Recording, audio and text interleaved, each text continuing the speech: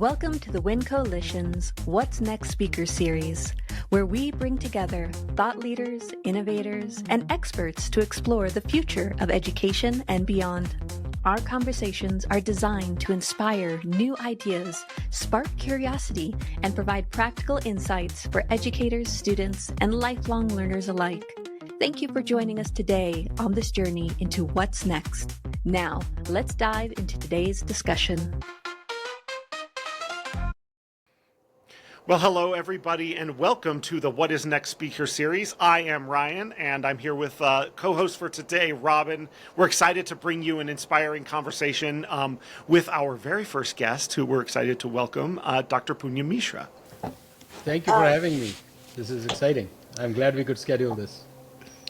Yeah, we appreciate you. Thank you so much. Dr. Mishra, we're so excited to have you here. You're currently working at ASU. Will you just give us a little bit of background about, yourself, your current job, maybe, where you've been in the world of education? Sure. Well, I'll give a short version. I'm currently, like I said, at Arizona State University. I'm a professor at the Mary Lou Fulton Teachers College. I'm also a director in this new institute called the Learning Engineering Institute, where I have the deliberately vague title of Director of Innovative Learning Futures, which means I can sort of make it what I want it to be, which is a privilege I have. I also do some work with the University Design Institute around leadership development at the university as a whole, faculty and staff. So those are the sort of two main responsibilities. I've been at ASU now for 8 years. I was Associate Dean for Scholarship and Innovation. We can talk a little bit about some of the projects there as well. And before that, 18 years at Michigan State University. My undergraduate, so I've bumped around a lot in my career in terms of like education. So I have an undergraduate degree in electrical electronics engineering to be precise, then moved actually into design and visual communications, and finally ended up with a PhD in education. So I think, all of those sort of capture in some weird way the kinds of work that I do, which lie mostly at the intersection of technology, learning, and design. And when I talk about design, I mean it not just in the design of a technological tool, like some kind of a piece of software, but also design at the level of experiences, at the level of systems and culture, which I think is where sort of the intersection with the leadership piece sort of comes in. I could go on, but that's I think a good start. Nice.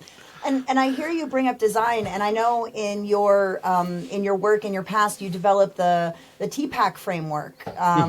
Can you tell us a little bit about that? And, how do you think that even applies today with all this emerging technology and all this what we have going on?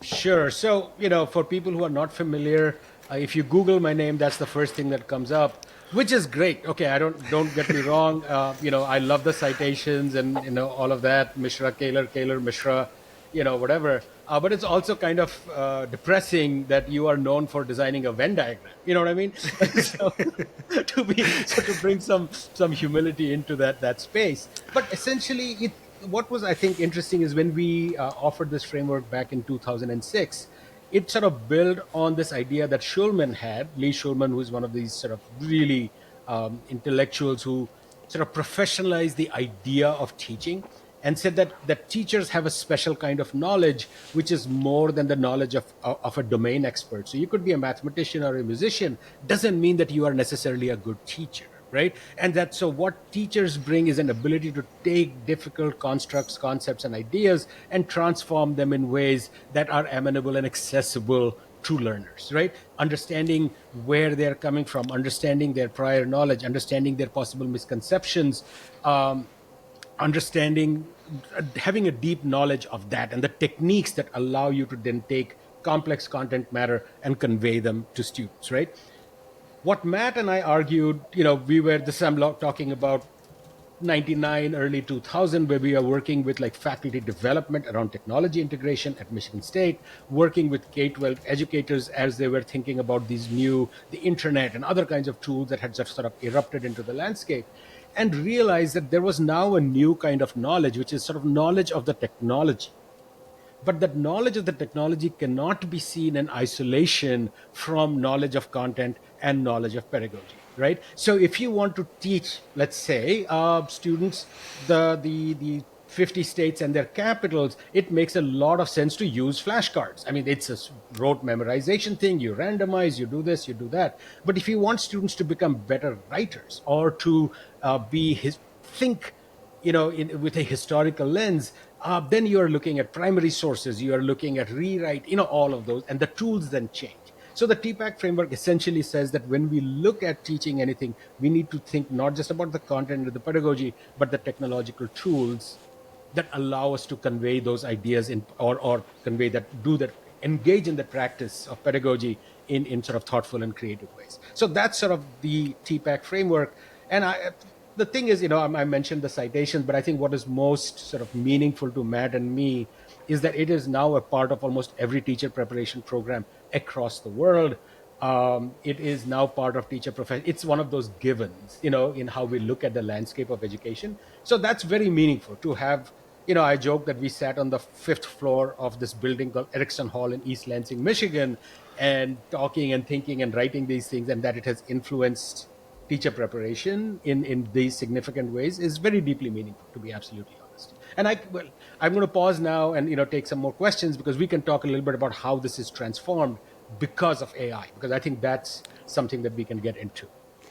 I think that you absolutely read my mind there. I mean, I think that was where I was going to go with kind of my next question. In this landscape of AI and this emerging technology, and things are moving so quickly, how does this, not just this framework, but this idea of, digital literacy and how educators and colleges and universities and even beyond, our partners in our community, how should we be thinking about AI, artificial intelligence, and all these emerging technologies? Sure. So let me approach it sort of with a short-term and a more long-term view, because part of my work is sort of doing both of those things. That's one of the privileges I have of being an academic, that I can look at the sort of the big picture, right? So let's look at it in the short term. I think in the short term, what we have is a very powerful sort of a general purpose technology, right? Because you could use it for math or for science or so on and so forth. But what I think one of the fundamental problems that we have in the short term is that a lot of people do not understand what this technology is. Right? So, and part of it is the hype that's been created by these companies, as if this is this sort of whatever, all-knowing oracle of truth or something that way. I think foundationally we need to understand that this technology is a smart stochastic parrot. And what we mean by that is that it is basically predicting what the next word or thing could be. The best way to really understand it is not through the chat interface, but through the image interface. So when I ask it to, let's say, create an image of a parrot pecking at a typewriter, it'll create an image. And then I can say reload, it will create a different image. So the same prompt, so understanding when they say generative, it means it's always creating the output from zero, right? Which is what makes the variability in responses so interesting. The second thing is people often talk about hallucinations, right? As if that's an error created by the system. Actually, no. The way to understand is that these are just spouting words based on their training data. Sometimes those words align with what we think because they've been trained on gobs of data created by us, but it is still making stuff up. I mean, it has no understanding of what it means in the real world. It is trained on our representations, not on things in the real world. I think that's important to understand. So hallucinations are part of its DNA. So to think that we will ever completely get rid of it, I don't think, not with this large language model technology, is that possible.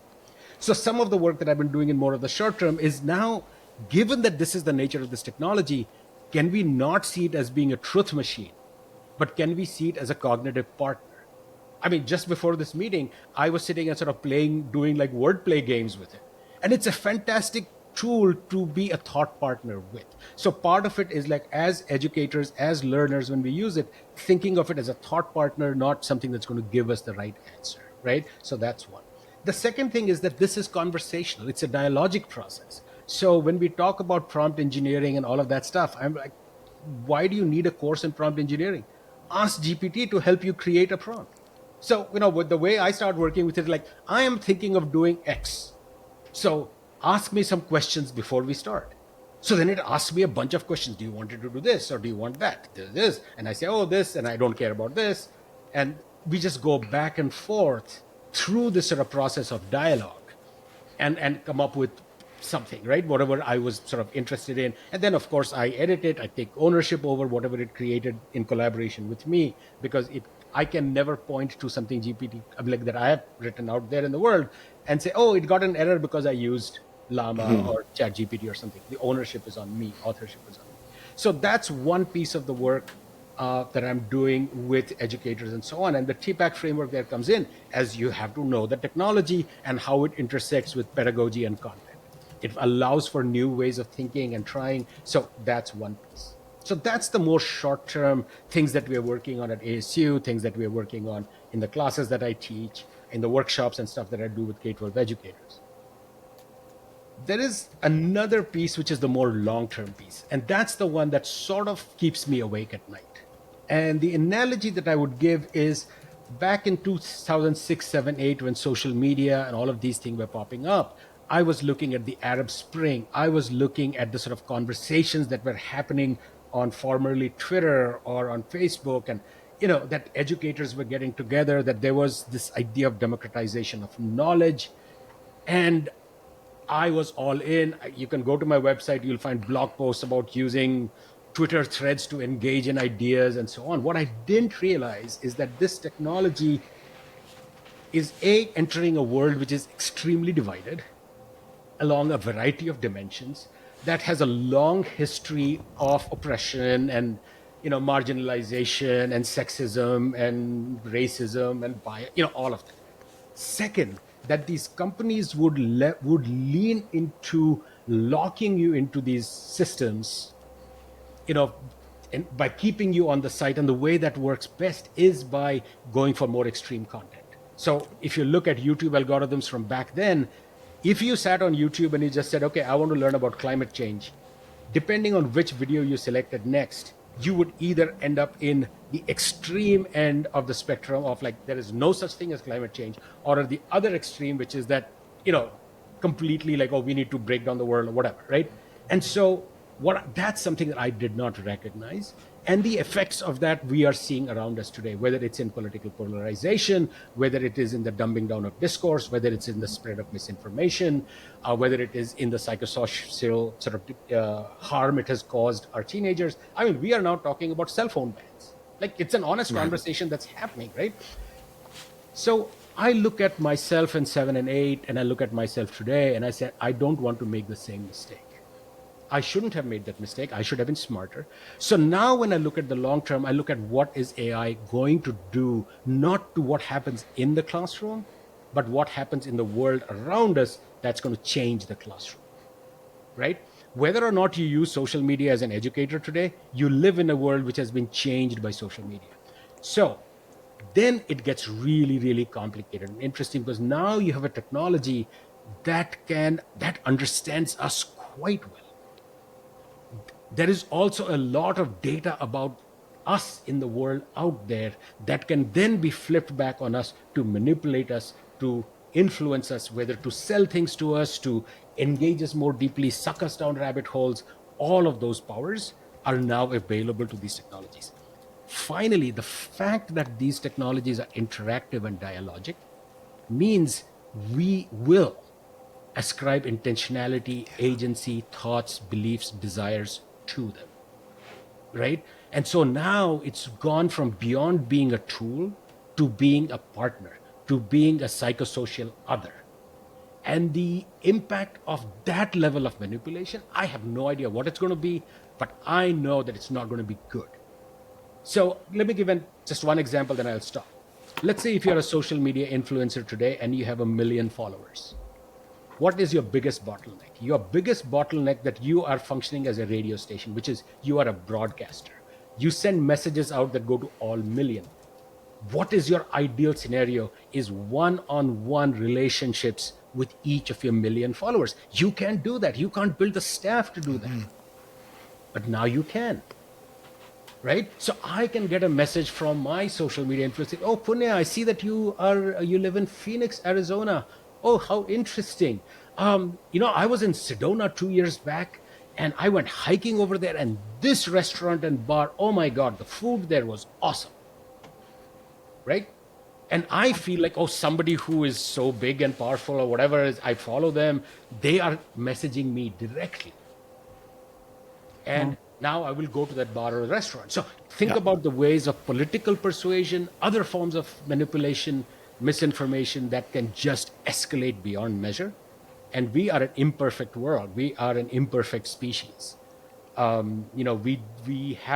are still figuring out the impact of radio and television on our lives. Forget social media, and so on, right? And so that's the long-term vision, which I think as educators, we need to be thinking about as much. How do we inoculate ourselves? Because we are prey to it as much as our younger, children in our care are. And how do we help them develop certain skills and so on to think smartly about these things?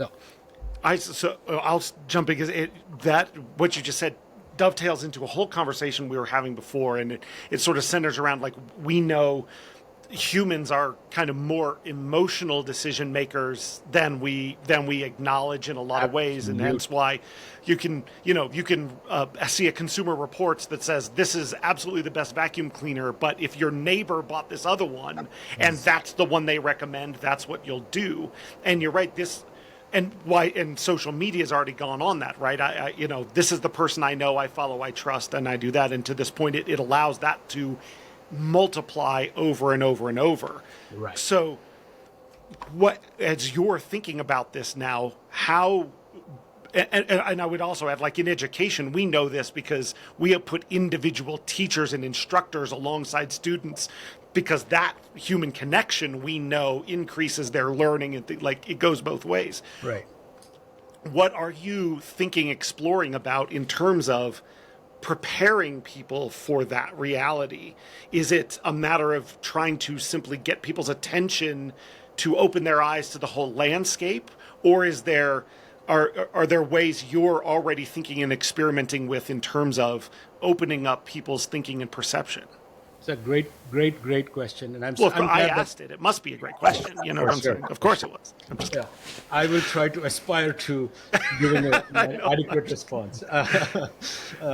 So let me just say one thing before I get to the question that you're asking.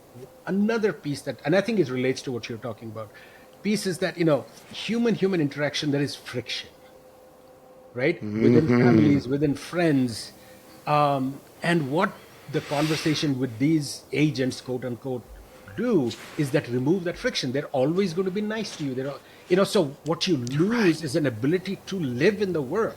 I mean, Yuval Harari talks about that democracy is essentially a conversation. It's an uncomfortable conversation at times, but it is a conversation. And the moment you want the conversation just to be smooth, just to be agreeable, we already have that. We already live in these bubbles. So this can only make those bubbles sort of worse and fulfill this need for social interaction without actually it being social interaction. Only you have to see the rise of companies like Replica, like so on, which are like, we'll make digital partners for you, right? There's a huge rise in those companies. So that's one piece. As to how we should think about these technologies and how we respond to them, one of the things, I have sort of, Robin, you mentioned this idea of digital literacy in the beginning. I have always been sort of resistant to this idea of literacy being applied across domains. I have never had sort of why that is uncomfortable to me or feels like we are taking the word too far. But that's more of a personal thing. But increasingly, I've come to realize that what we need to be understanding better is our own mind. That we have a series of cognitive biases. There's recency bias, there's confirmation bias, and now we have this thing of that we see agency in these technologies and we ascribe human-like quality, we anthropomorphize them, right? Yeah. So recognizing these biases. So in fact, I think we'll be submitting a paper, I think by this Friday, and the title of the first half of the paper, "To Thine Own Mind Be True." And this is making an argument for literacy, which is literacy not of the technology, but of our mind's response to the technology, right? And I think so that's where I'm I'm at sort of the initial stages of thinking through that. Some initial writing along those lines has started happening, but I think increasingly I am recognizing that we need to be at a very early age in school talking to kids about how do we know what we know. Yeah. How do we decide whether something is right or wrong, factual or not factual? Because we're going to live now we already are to a certain extent in a post-factual world. I mean, I don't have to give examples. It doesn't matter we are politically left, right, or wherever you are. We live in a post-factual world to a certain extent. And it can only get crazier going forward because you'll be able to generate absolutely authentic looking garbage at the click of a button, right? We are also seeing, I just recently wrote a blog post about the hidden curriculum. So here we are as educators saying, okay, what are we doing? How are we going to use AI in the classroom? How do we teach it ethically? And what are the issues of intellectual ownership? I'm going to make the statistics up a little bit, but you can look it up. There are recent reports out that almost 15% of all students know somebody who has had sexually explicit AI-generated images of their friends. Right? And I call this the curriculum in the shadows, right? So we might be thinking so hard about what this world is while this is happening in the background. And that's influencing way more how students think about AI or what this world looks like to them. And so the only way through that is getting a better understanding of who we are, right? Both individually, psychologically, but also collectively, right? And it's hard. I mean, I remember when my kids were young, I used to give them papers to read that, teenagers' prefrontal cortex is not developed, peer pressure means a lot, they do dumbass things. Guess what? They would listen to me, agree with me, and then they would go do something incredibly stupid. Right. Right? Because it has not developed. And now they look back and they say, yeah, how did you tolerate us when we were that young? It's like, 4 billion years of evolution makes you love your kids. There's a reason why. It's a good thing that does. Yeah, exactly. The species would not exist otherwise. But I think that's real. I mean, that's a challenge. And I think that's where, as educators, we need to be. I mean, there's a part of our curriculum that needs to focus on that. Yeah. In real terms, not in abstract terms that, here are some psychological theories of identity. No, in real terms. What does it mean to you? Who are you? Who am I? How do I determine true, false? How do I negotiate? Those are the kinds of things that I think are sort of going to be core to the curriculum going forward. So I love that idea that the rise of artificial intelligence is actually needs to be met with a rise of human intelligence understanding. And that's a really nice way of putting it. I might steal that. You should, but that's what I just got. I thought that was fantastic, which is sometimes the focus is on talk about the technology and how it works, talk about the technology and how it works. But in that case, you're going to end up lost in it. And that sort of return to what, in an objective way, what truly is human intelligence and decision making as a way of grounding the experience with an artificial intelligence. That's perfect. In fact, in this paper that we just are going to submit, like I said, one of the things that I do is I go through the history of technology, like oral culture, print culture, radio, television, social media. And in each case, what kinds of buttons in our brain do these push to become really powerful? And I think AI pushes a whole new set of buttons first, and second, all of the previous ones that came before it, right? And so that's what makes this so powerful in some ways, but also something that we need to be really thoughtful and concerned about. Yeah, I mean, even when you brought up earlier about like how you see the changes of what social media has done, and I think that we've seen that. I've seen it in students. We've seen more introversion, more like nobody understands me like people understand me online, and with this AI that you can converse with, and this echo chamber, if you will, being able to talk to something that only kind of reaffirms what you think and having that understanding of it's not really real, come back to the real world and experience the real world. Don't just like dive into where the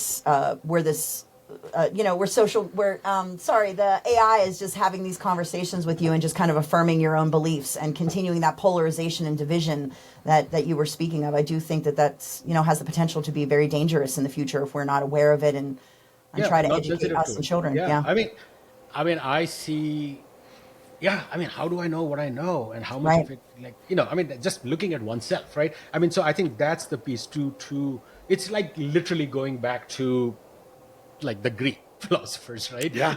Know thyself, and I think it connects deeply with a whole bunch of spiritual traditions as well.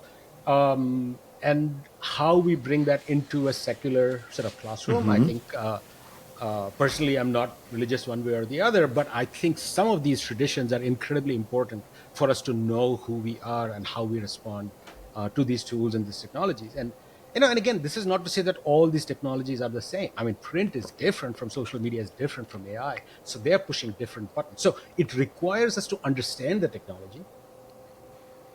So when I talk about AI, I say what is unique about it. What's unique about it is the generative nature, its dialogic nature, it's a conversational tool, and its multimodality, that it can interact with you with voice and image and so on.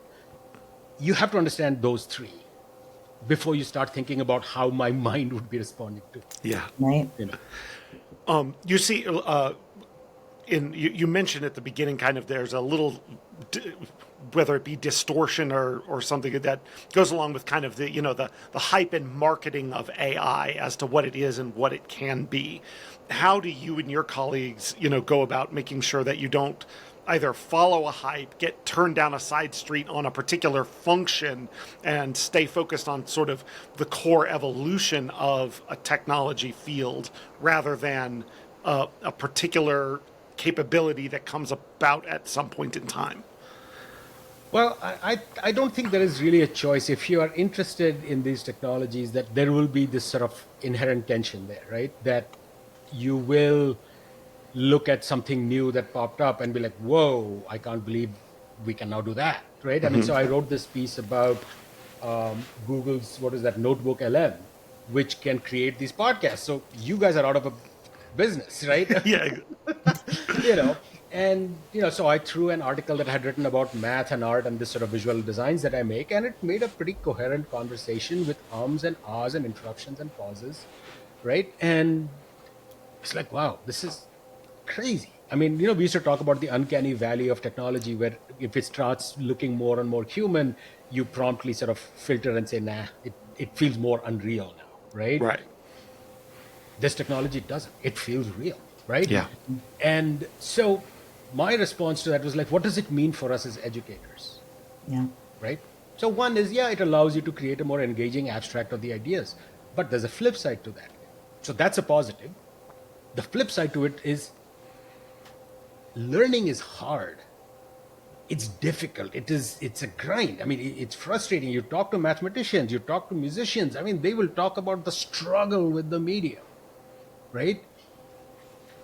Are we, through these ways, minimizing that struggle, not emphasizing that struggle enough? So, so that's, I think, an important piece. The other piece is that, what does it mean when these things become so realistic? Because I can now I can train an AI on my voice and create this authentic looking podcast. So what's changing in my practice as an educator? What roles am I abrogating? What things am I emphasizing? What is changing in that process?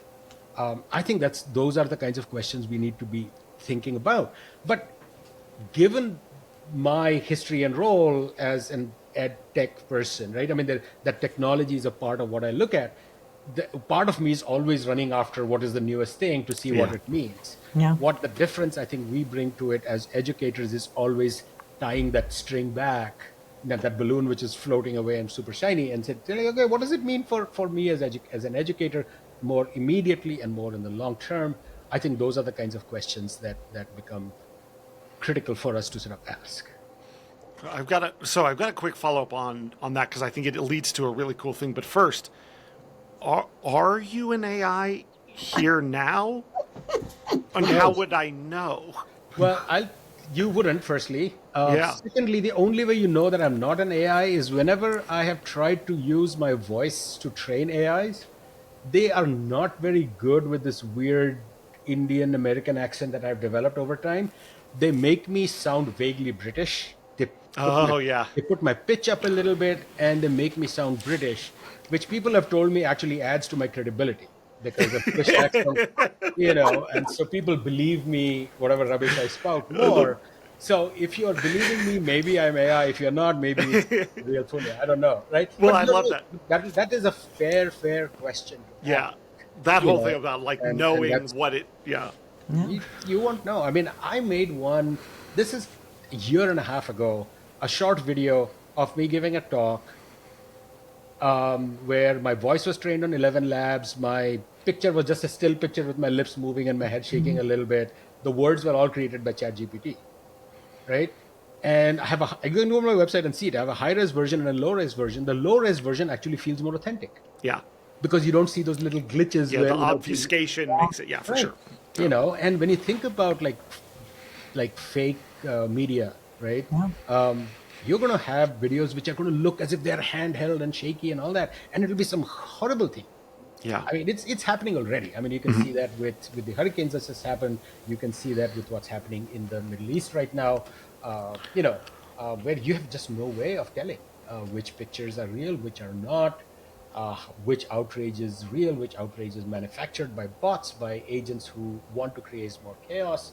I mean, it's a crazy world right now. And so coming back to something that I have talked about is, and I got really cranky one day and I wrote this sort of rant on my website, which I think I called the unreasonable one-sidedness of the ethics and AI debate.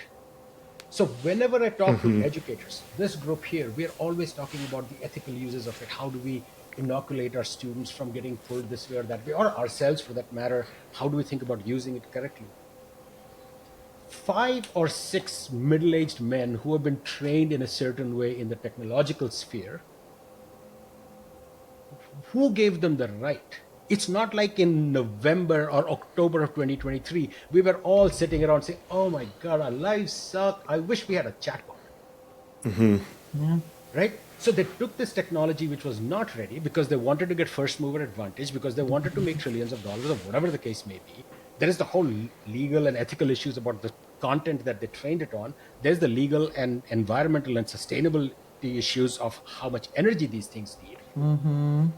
Right? They didn't think twice to do a global experiment. I mean, the analogy I give, if I have to interview you for a paper I'm writing, I have to go through IRB in my institution and say that I'm not going to cause any harm to Ryan and Robert, through this interview and, blah, blah, blah.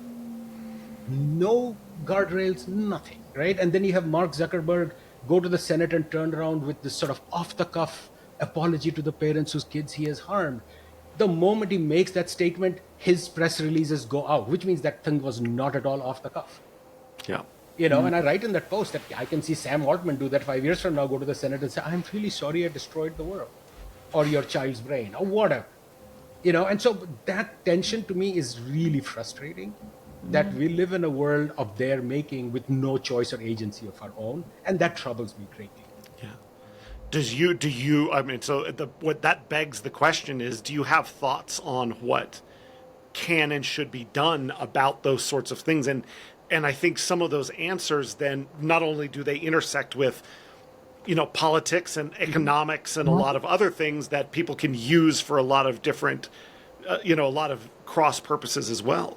So I think there is a role for regulation in this space. And the moment you use that word, people jump up and say, oh, innovation is going to get squashed.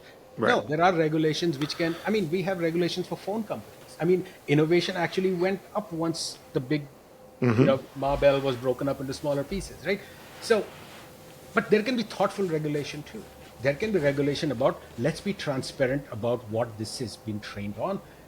I don't have access to, let's say, Khanmigo's algorithms. I have done research on bias in these systems. I would love Khanmigo to do a transparent study of whether their systems are biased towards one group or the other by gender, by race, or whatever.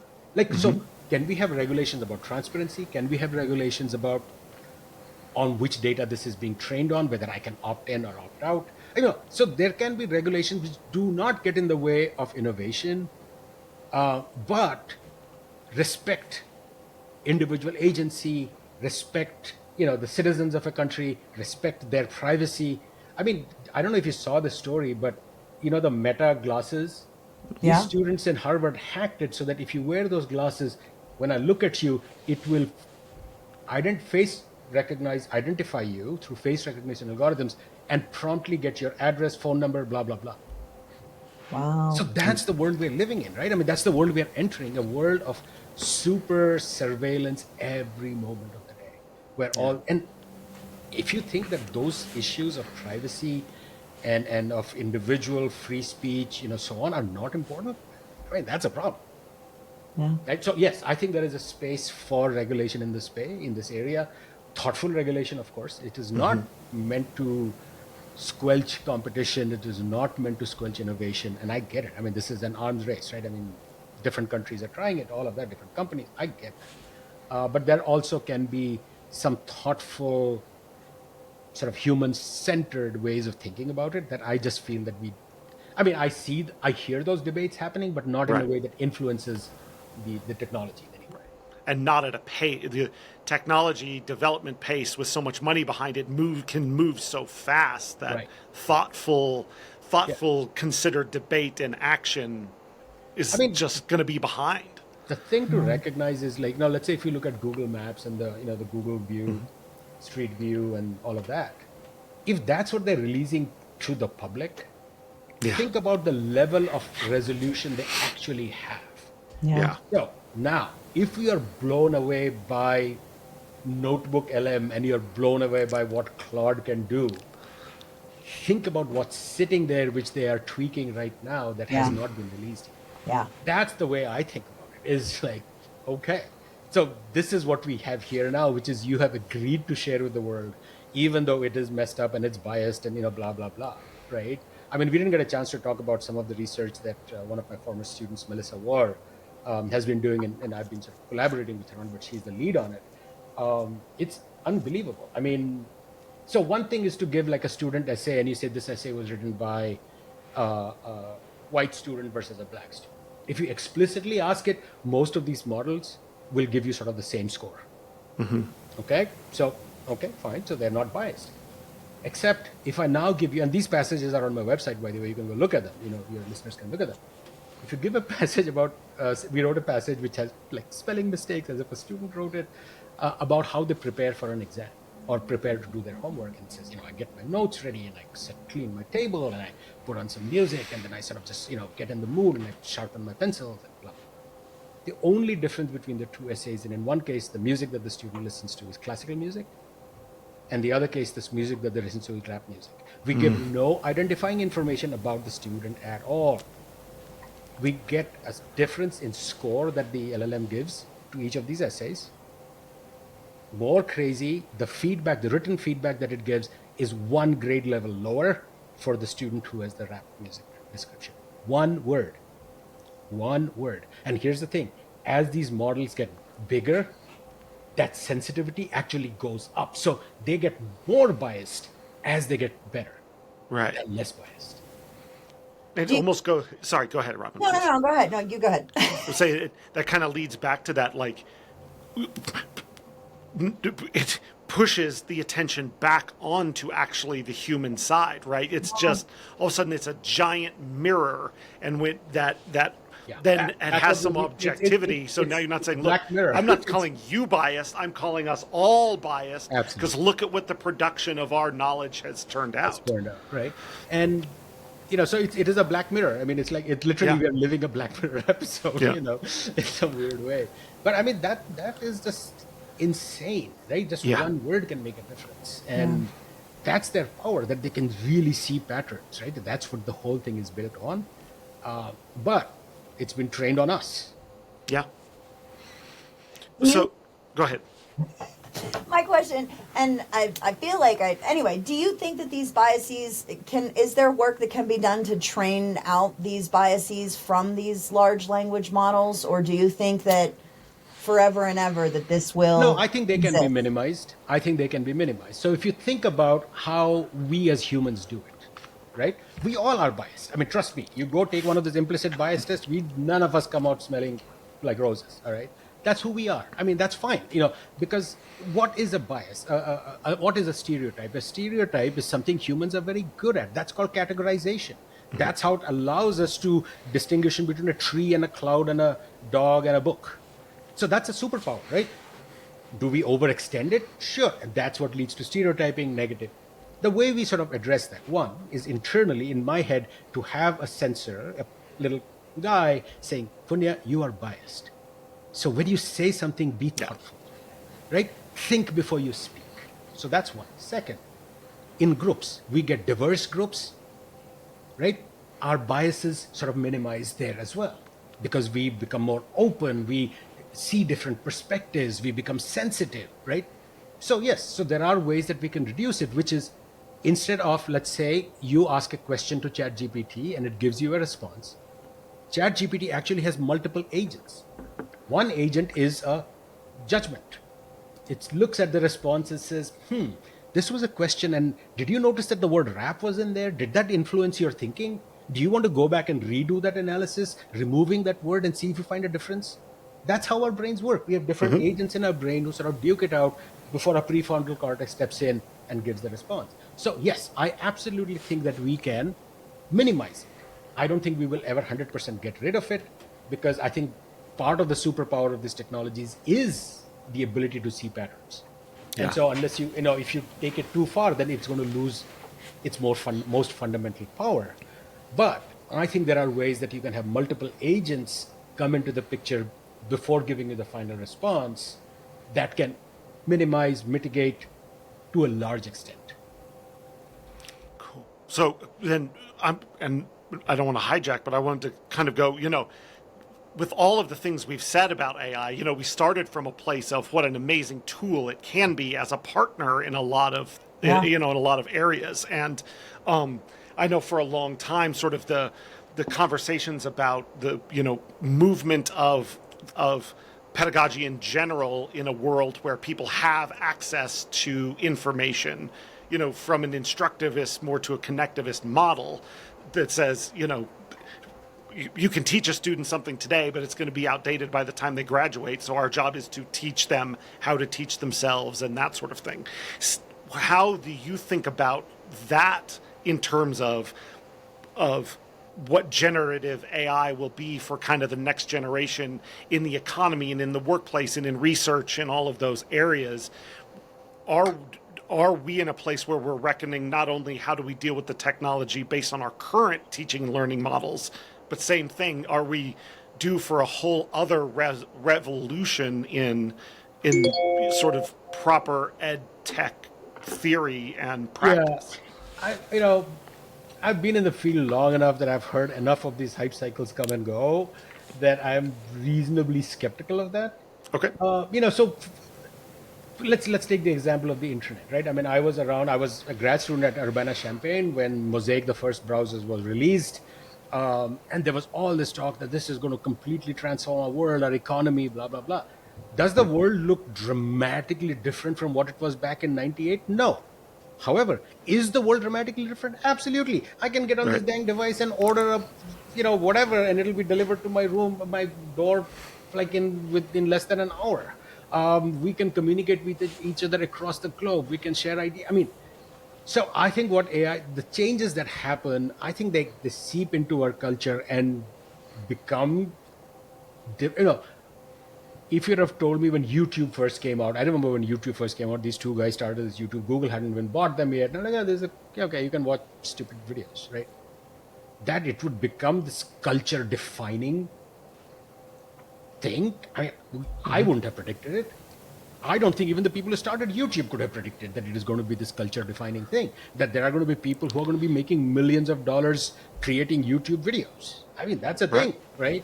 Or TikTok or what have you. So the world, I think, will change, but it's going to happen in a way that is going to seem pretty sort of normal, and then suddenly you are in a new world and, you're like, okay, this place is different today. As to whether education, I think that's trickier. Because education is many different things to different people. For some people, it is this broadening of the mind and the growth and so on. For others, it's like, can you get a job? And that's part of the normal conversation that a democracy will have and should have. I think that's perfectly fine. And then there are whole discussions about which books should students be allowed to read? And, should we allow them, in Florida, they are taking dictionaries out of the libraries, school libraries today, because the dictionary has words in it, which are offensive to people.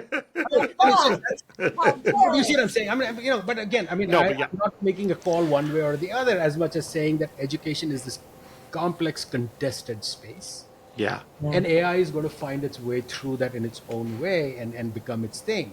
I think a lot of the conversation around, oh, it's going to be this, everybody will have a personalized tutor and so on. I think those conversations are overhyped to a large extent, that because I don't think they acknowledge how difficult learning difficulties is.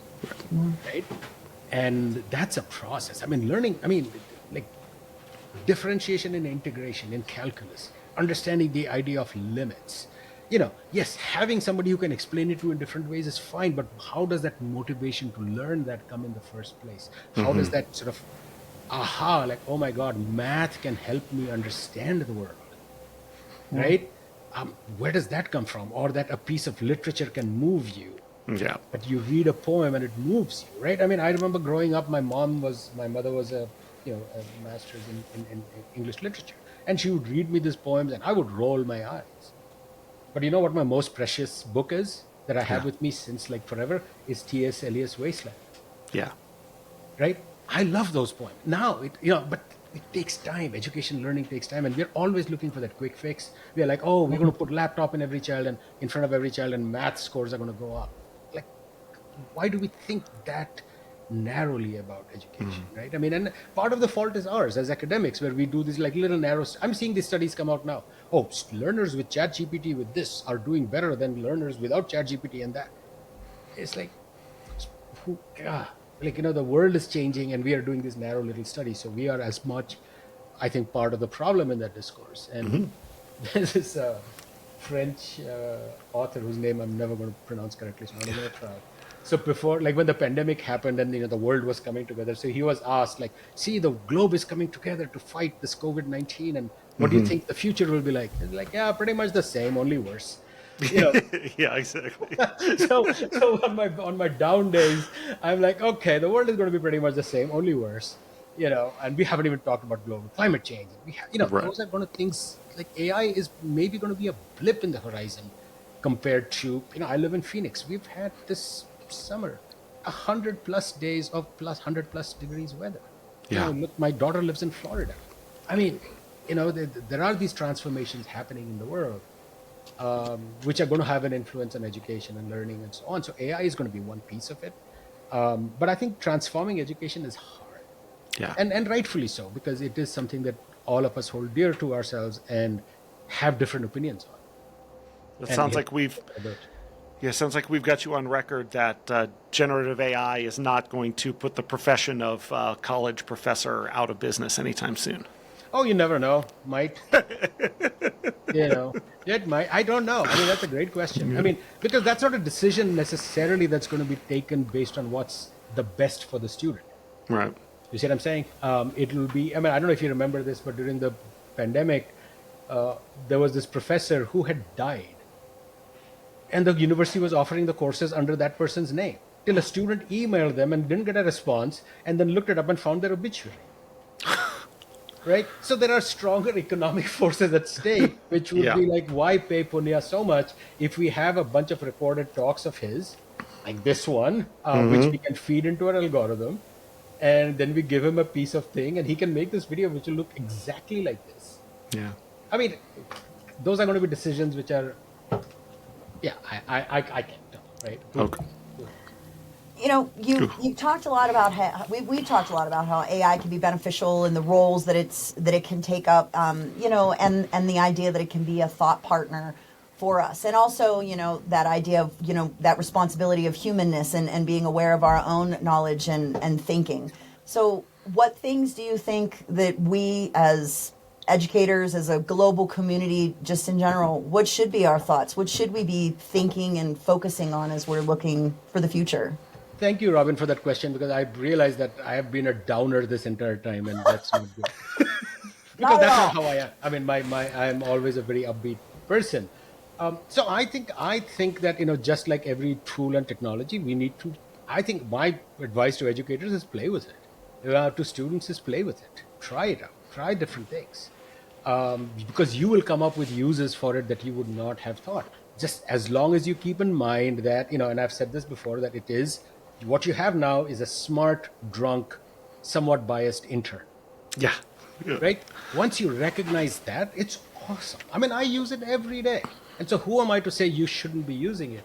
But there are certain guardrails that I've put on myself, that I'm not just going to take its output and spit it out to the world and say, this is what I think. No, that is what Claude developed, or ChatGPT developed. That I need to be that filter between that I need to know what it is that I want to say, and it can help me craft that message. That's a different story, right? It's incredibly powerful. I mean, to explain ideas like metaphors and analogies, it's brilliant. It's absolutely brilliant. I mean, I have some examples on my website, which it's like, wow, I would have not thought of that. And now that's the beginning of a new way of thinking about this scientific concept that I want people to understand. Like, I mean, try this sometime. You give me examples from popular culture or like movies about the idea of entropy. It's phenomenal. It's super interesting, right? So I think things that way, I mean, seeing it as a partner working with you while you take the final decisions, I think it's super interesting. I mean, I don't know how to code. I have written working programs in Python. I have written Mathematica code that allows you to map a unit circle to the sine wave and the cosine wave. And now you understand like how the Pythagorean theorem connects to unit circle, connects to these waves that we talk about in mathematics. Why sine square theta plus cos square theta is equal to 1, because it's a unit circle. So when you do this and this and you add them, it always has to be 1. I mean, there are so many things that you can now do as an educator that you couldn't have done before. What I think is kind of sad is that we are using it to develop the same old lesson plans. We are using it to develop the same old study guides, the same old sort of multiple choice exams. We are not pushing this technology to do the kinds of things that it can actually allow us to do. It can actually allow us to create a learning game, which would have cost millions of dollars to do before. Yeah. Right? Oh, I'll give you one example, very simple example. One of the challenges that most science teachers face is that students come into their classrooms with a certain set of deeply held misconceptions. It might be something as simple as that the earth goes around the sun. It might be something like a teleological view of how Darwinian evolution happens. That the animal knows, like the fish knows it has to go onto land. Yeah. Right? Very simple. Try this. Into ChatGPT or whatever your favorite LLM is, type in, I want you to play a 7th grader who has a teleological view of Darwinian evolution. I will play a teacher. I will initiate the conversation and you will reply back with that role. We will do this for 5 times and then you will give me feedback on how I did. Amazing. Yeah. Right? And then you can say, take on different personalities every time you run the simulation again. So once it'll take up this garrulous 7th grader, other time it'll be this really monosyllabic guy. Low cost to try out different alternatives so that you have a better toolkit when you get into the classroom and you meet these kids, right? So it's things that way to me that, see, and think about this. This idea leans into the fact that it hallucinates. Yeah. That's now a strength, not a weakness. Right? So recognizing what this technology is and leaning into that, I think can be super, super powerful. So, I mean, I have an example from one of my colleagues. He thought one student had used AI in an assignment. And he needed to talk to that student, and he didn't know how he could start that conversation. So guess what? He went to Claude and had a conversation with Claude saying, how do I do this? And they went back and forth a few times. And then finally had the conversation with the student much better prepared than before. Yeah. Right? Sorry, go ahead. No, go ahead. Please. Yeah. I was going to say, as an educator, and I share with educators, I think one of the most important things is that rapport and that relationship that you have with students, right? And those interactions that you have with them. And what a wonderful way to build our own competency, compassions, and comfortability in having those conversations with students. I think that's an excellent I'll give you one example that I tried. So I did one simulation conversation where I said, like, you are a student in a wheelchair, and you have come to me, I'm the professor, and I have a policy in my syllabus that you will be docked points if you are late to class. let's play this scenario. So you play the student, I play the professor. So that it's like, the student approaches you and says like, this is very unfair. In the syllabus, you dock points for being late. And me being me, and this is a genuine response from me, which was like, oh, at least somebody read the syllabus.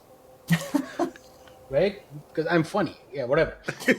And so then we go back and forth, and the student is like, do you know that there is only one accessible sort of thing, and I have to go all around the building to get here, and I have a class at the other end of campus, blah, blah, blah. And so we go, and when the thing gives me feedback, it says is that, you try to like crack this joke to ease up the thing, but actually in doing that, you minimize that person's experience.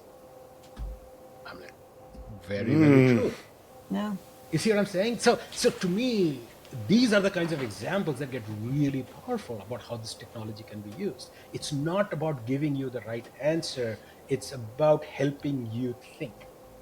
And if we think of it that way, I think it's a really powerful technology. Love that. I love that. Yeah, no, I remember that moment when I got the feedback. I was like, absolutely on point. Because that's my natural reaction. Like, my natural reaction is to crack a joke to ease the tension. And what it basically said is by doing that, you are minimizing that experience that actually you first need to start with. Because the rest of the conversation, I empathize with her, right? But I didn't start it the right way. And that could have derailed the whole thing in some ways. Yeah, that's fantastic. I love that. I love that. Yeah. Now I got computers telling me what to do instead of me telling them what to do. What is going on around here? So this has been all, we've taken so much. I look down at the clock and go, oh my gosh, we've taken so much of your time already. This is amazing. Right. Oh, if we can throw one closing question at you that, you've given us so much, but, we get the chance to talk to experts in their field and doing this, and it's always such a rewarding experience. But to close out, what would you say is the best piece of advice you've ever received? The best piece of advice I have ever received. Wow. Whew. I need to check with ChatGPT.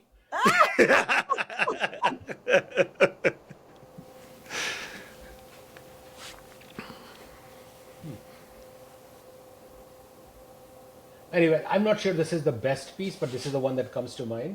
Yeah. I wrote this piece about a professor I had when I was in design school. His name was R.K. Joshi, and he was a calligrapher. And I learned a lot from him. I didn't know anything about typography. I didn't know fonts, anything. I fell in love with type because of him. He had a stammer, but he would use his stammer beautifully in a teaching situation where you'd almost feel uncomfortable, but you'd be waiting for the word. So one thing he said once was that, when he's doing calligraphy, it's like that, think really hard before making that first brushstroke, because that changes the world. And the next thing is like, once you've made one, then pause. Don't rush into the next one. Pause, because you have changed the world, and now the next move you make cannot be what you had thought was before. It needs to be in this new world that you have done just by that motion, right? And I think that's very profound. That's very profound, and it has stayed with me. I don't know if it's the best advice I've received, but that I think the analogy to how we think about our response to these new technologies, that, or in teaching, that when I make a move in a classroom, it has changed that classroom for better or for worse. And I can't be that scripted person saying, oh, now we need to go on to this because it's a different world the moment that word escaped my lips or my action, right, happened. And that, so I think it speaks to being present, in some ways. And I think that's a very, and do I live up to it? Of course not. Did RK live up to it? No. But it is something that we can aspire to, and I think that can only be for the better. So that came out way more profound than I thought it would. Whew. Yeah, that was That's beautiful. what professors do, just make stuff up. No, that was good. I'm glad you asked that question. That actually, I just looked up that post. That's why it was top of mind. Nice. Well, Dr. Mishra, I really appreciate you spending so much time with us and giving us so much knowledge. This was wonderful. This was a wonderful a conversation. Just thank you so much. No, thank you. I genuinely, I didn't know, because we hadn't discussed what the questions would be and stuff. I didn't know where this was going to go, but I actually really enjoyed it. So, Ryan, thank you for those great questions, which I hope my responses. He's good at it. No. I'm not just saying that. This was actually, I really, really enjoyed this conversation. Pushed me to think a little bit as well, but also to share some things that I've been thinking quite a bit about. So where I want a copy of this. This is a great. So how do I get a copy of this? Well, we're going to publish this next week to a broader audience. Sorry. We're going to publish this next week to a broader audience. We'll make sure that, we share the link and you'll have I would love access to to it. blog this, or I would love to share it on LinkedIn. So it's going to be open to all, like a podcast episode? Yeah, we're gonna make this open broadly. So yes. Perfect. You're Thank you. okay That's with that, great. yeah? You're good with that? I really enjoyed this conversation, and I think it has legs in the sense of I think there'll be other people who'd be interested. I agree. Well, Great. thank you so much for your time, sir. We It was really fun. enjoyed Thank it. you. I really did enjoy it as well. Thank you for tuning in to this episode of the What's Next speaker series, brought to you by the Yavapai College Win Coalition. We hope today's conversation has sparked new ideas and inspired you to think about the future of education in fresh and exciting ways. If you enjoyed today's episode, don't forget to share it with your colleagues and community. Until next time, keep seeking signals, stay curious, and join us on the journey of discovering what's next.